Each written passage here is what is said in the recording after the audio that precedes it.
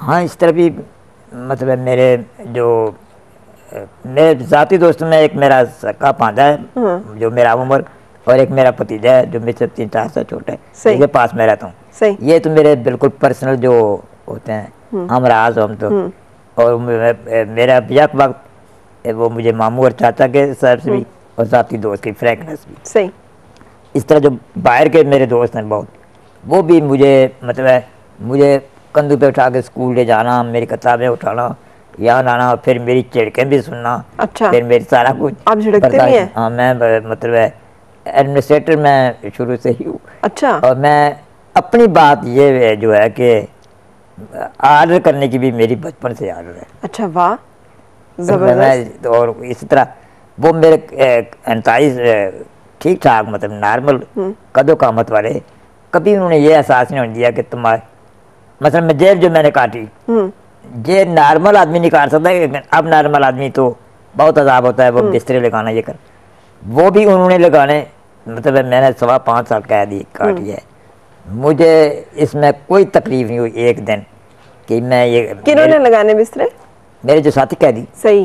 कैदी बराबर के दफा एक जैसी, देखो वो भी मैं जैसे मैं कोई बड़ा यहाँ पर अफसर हूँ और ये बात अलग नहीं थी, बराबर के ही सही जुर्म एक का है जनजा के हम सारे। लेकिन वहाँ जो मुझे वो अदब एहतराम जो है या मेरा कहा मानना, मतलब मैं तो नीचे रखी हुई चीज़ हो तो मैं नहीं खा सकता, मेरे लिए उनको कोई ना कोई चीज़ ऊपर करनी पड़ती थी, बनानी पड़ती थी कि काजी साहब के लिए ये हो जाए। मेरा बिस्तर लगाना, मेरे लिए पानी करना, मेरे कपड़े, उनके कपड़े वो साल भर ना धोए ना धोए, सही, लेकिन मेरे कपड़ों को हाथ से इस्त्री भी करना। अच्छा। कि जेल वालों को ये इंतजाम को पता लगे कि इनका लीडर ये है और ये इस तरह के कपड़े।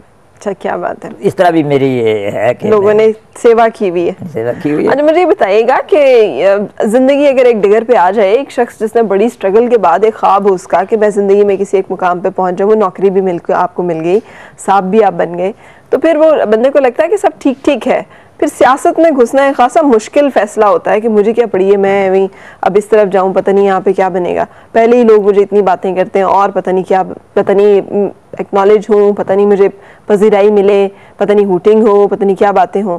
सो ये आप कैसे फिर सियासत में आए? सियासत में दरअसल मैं आपको कहा कि मुझे मुआशरे में इज़्ज़त तो मैं समझता था कि मुझे भी मिलनी चाहिए। अब लोग, मैं गाँव में था तो गाँव में ये होता है कि काजियों का मौलवियों का बेटा हो, जाहिल हो, अनपढ़ हो, नंगा हो, कैसा हो, लोग उसको इज्जत से बुलाते हैं क्योंकि खुद लोग बेचारे अनपढ़ होते हैं। वो तो हो गया 200-300 आदमी जो गांव के हैं वो इज्जत करते थे कि ये काजी साहब का बेटा है, ये काजी। जब मैं मुलाजम हो गया तो 400-500 जो मुलाजम थे वो भी सरकार के बुलाते थे, ठीक था, ठीक। लेकिन मजमूई तौर पर जो मुआशरे में था वो पीपल्स पार्टी का जो बुनियादी मंशूर है उसमें यह है कि हर शख्स को रंग, नस्ल, जात पात की तमीज़ के बगैर इज्जत नफ्स दी जाएगी। तो मैं उसमें शामिल तो हो गया। अब अगली जो बात आपने दोनों कही है वो दोनों बिल्कुल दुरुस्त है कि जब ये मरला आया कि मैं भुट्टो साहब से मिलूं, तो जैसे मैंने आपको बताया कि मुझे 2 ब्यूरोक्रेटों का ये रवैया था और भुट्टो साहब को भी एज ए वज़ीर ख़ारजा मैंने देखा होता अपने होटल में कि उनकी तबीयत भी सख्त। तो मैंने कहा कि जब उन्होंने भुट्टो साहब के मेहमान आए अमेरिका से, मिस्टर एंड मिसेज, तो उन्होंने मकामी जो हमारे सदर थे खुर्शीद हसन मीर उस वक़्त, उनसे कहा कि इनको इस्लामाबाद की सैर करा देना। तो उस वक़्त होटल तो वही था, जितने पीपल्स पार्टी वाले जो भी होते थे इंटरटेनमेंट के लिए मेरे पास आते थे, तो उनको वहाँ लाए और मैंने एक नज़म लिखी थी कौम का लीडर, सही, भुट्टो साहब के बारे में। तो उनका तर्जमा उन्होंने उन मेहमानों को सुनाया और मेरा कह दिया कि ये हमारा वर्कर है। उन मेहमानों ने जाके भुट्टो साहब को बताया कि तुम्हारी पार्टी बड़ी ग्रास रूटेड है, हम एक ऐसे तुम्हारे वर्कर से मिल गए हैं। तो भुट्टो साहब ने फिर नसरुल्लाह खट्टक के हमारे रेगुलर कस्टमर भी थे और उनके दोस्त थे, बाद में वज़ीर आला भी रहे हैं, उनसे कहा कि ऐसा बंदा मुझे क्यों नहीं मिला, मैं अब आऊँ तो मुझे मिलाना। तो वैसे तो भुट्टो साहब इंटरकॉन में या फ्रेशमैन रहते, उस मरतबा वो उसी होटल में आ गए। सही। जब रात को आए उन्होंने मुझे मेरा पूछा तो मेरी इंतजामिया ने कहा कि वो यहाँ नहीं है, हालांकि मैं वहीं था, क्योंकि उन दिनों में भुट्टो साहब 69 में जहाँ जाते थे यूनियन बन जाती थी। सही। तो उनको ये था, और मालिक जो था भुट्टो साहब का दोस्त था, लेकिन उसने अपने बारे में कह दिया कि मेरा कह दो मैं जापान में हूँ, क्योंकि अयूब खान और यहिया खान की नफरत वो नहीं सह सकते थे। जब मैं सवेरे दफ्तर में पहुँचा तो सारे होटल में शोर मचा हुआ था, भुट्टो साहब आपको रात बना रहे थे। मेरी ख्वाहिश थी कि ये बात ऐसे ही टल जाए, गायबाना तौर पर ही मैं रहूँ तो ठीक है, पता नहीं वो मुझे देखें तो क्या कहते हैं, और फिर मुझे तकलीफ होगी। ये जब मैं उनके सामने गया, जब मुझे बुलाया गया 10 बजे, तो भुट्टो साहब सोफे पे ऐसे ही थे, जैसे मुझे देख के वो आगे हुए थोड़े। तो उन्होंने कहा कि मैं काफ़ी अरसे से आपको मिलना चाहता था। मैंने कहा जी मिलना तो मैं भी चाहता था, लेकिन मेरा ख्याल था कि आप देखेंगे तो कहेंगे कि जब मैंने इतने कहा तो उन्होंने कहा कि तौबा तौबा, मैं आपके बारे में क्या ख्याल करता हूँ और आप क्या सोचते हैं। जब मैंने इतने कहा तो मैंने फ़ौरन कहा कि ये जो आप यहाँ ठहरे हैं ये बिल मैं दूंगा।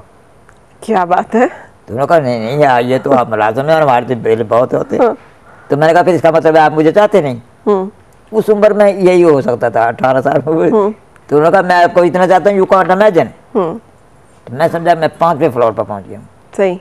तो मैंने आपके नीचे आके अपने हमले से कहा कि वो रूम नंबर 203 का बिल जो है ये मेरा हुआ, और सिगरेट से सिगार की एक बड़ी सी पोटली बना के वो मैंने भिजवाई। फिर मैंने उनको एक दफ़ा गिफ्ट दिया, वो कलाड़ियों वाला। ये वडेरे होते हैं, ये अपनी क्लास से नीचे के लोग के ना दावत कबूल करते हैं ना गिफ्ट लेते हैं। सही। ये मुखय्यर हज़रात कराना चाहते हैं, बख्शीश देना चाहते हैं कि लोग खाते रहे डेरे पर, तो कहते हैं मेरा डेरा लगा हुआ है, लेकिन उस आदमी को अपने बराबर नहीं आने देते। सही। और अगर गलती से इनका कोई रिश्ता भी हो जाए, इनकी बेटी या बेटे की वजह से, तो उस खानदान को भी अपने साथ बराबर में नहीं आने देती है। अच्छा। अपनी औकात में ही रखते हैं। सही। लेकिन भुट्टो साहब जैसी शख्सियत जो है ये होती है सदियों में एक आदमी, और दोनों आदमी गवाह हैं इसके। परवेज रशीद आजकल मुआवन खसूसी है, और राजा अनवर वो भी मुस्लिम लीग नून में है, ये NSF के स्टूडेंट लीडर थे, मेरे दोस्त थे। ये उठा के वो मेरा गिफ्ट जो है ना उनको दिया, उनको कबूल करते थे। सही। अब तकरीर का जब मामला आया, दूसरा जो वोटिंग वाला, तो मेरी पहली तकरीर थी सैटेलाइट टाउन में 69 में, ये खान का मार्शल। मेरा ख्याल था कि मैं जब स्टेज पे जाऊंगा तो नीचे से वोटिंग हो जाएगी, तो मैंने बगैर देखे पहली तकरीर कर दी और वोटिंग नहीं हुई। अच्छा। तो फिर मैं ये भी मरला आया कि लियाकत बाग के लाखों के मजमे में जहाँ मोहतरमा बेनज़ीर भुट्टो साहबा खिताब करती है, तो स्टेट सेक्रेटरी उनके 5 जलसे यहाँ पर हुए 86 से लेकर शहादत तक, और 5 में से 4 का स्टेट सेक्रेटरी मैं था। और मैं लोगों को बाकियों की निस्बत ज़्यादा बेहतर कंट्रोल कर सकूँ। अच्छा। बजाय इसके कि दूसरे जितने भी स्टेट सेक्रेटरी एक दफ़ा कबीर वासी बने, एक दफ़ा कसफर साहब बने, नीचे से हंगामा। So you are a happy man. आप खुश, एक खुश मुतमईन आदमी हैं। हाँ हाँ।